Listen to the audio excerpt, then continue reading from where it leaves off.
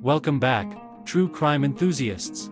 Today, we're diving deep into the chilling world of one of America's most notorious serial killers, Dennis Rader. But this isn't your typical true crime story.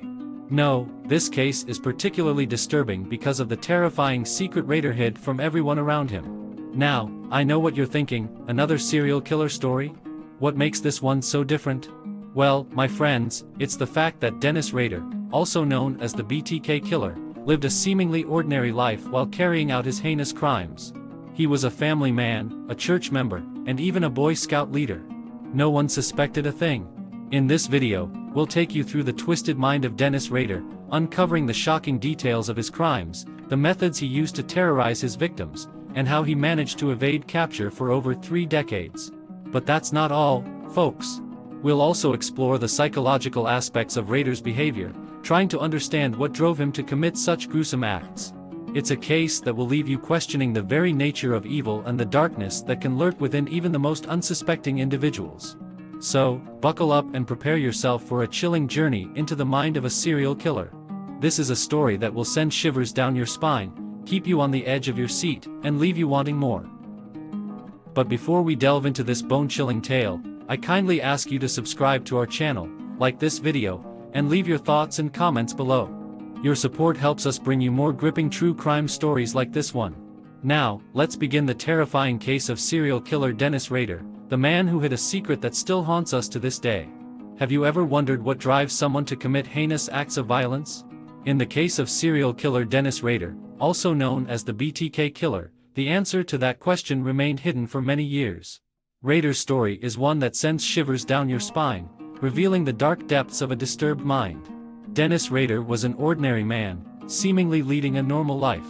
He was a family man, married with children, and held a stable job.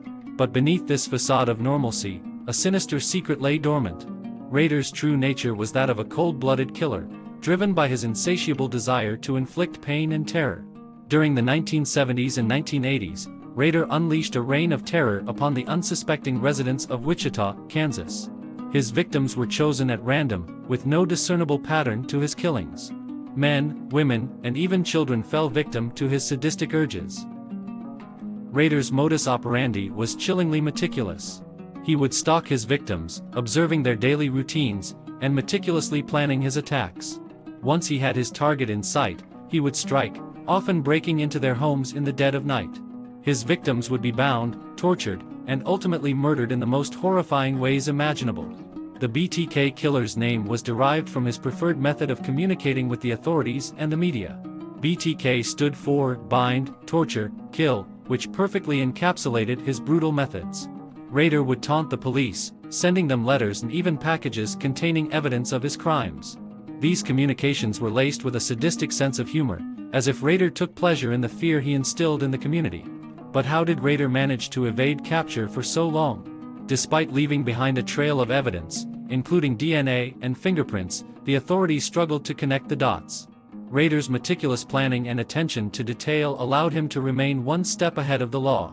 It wasn't until over 3 decades later that Rader's reign of terror would finally come to an end. In 2004, Rader made a fatal mistake that would lead to his downfall. He sent a floppy disk to the police, thinking it couldn't be traced back to him. However, technology had advanced significantly since the height of his killing spree, and investigators were able to extract metadata from the disk. This metadata revealed that the disk had been used on a computer at Rader's church, linking him directly to the crimes. On February 25, 2005, Dennis Rader was arrested and subsequently confessed to the murders. His trial was one of the most high-profile in the history of Kansas, captivating the nation with its gruesome details.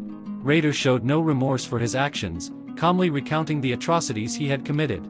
The case of Dennis Rader serves as a chilling reminder of the darkness that can lurk within seemingly ordinary individuals.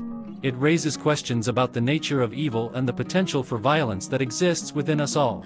As we delve deeper into the twisted mind of a serial killer, we are left with a sense of unease, knowing that monsters like Rader can hide in plain sight, leaving a trail of devastation in their wake.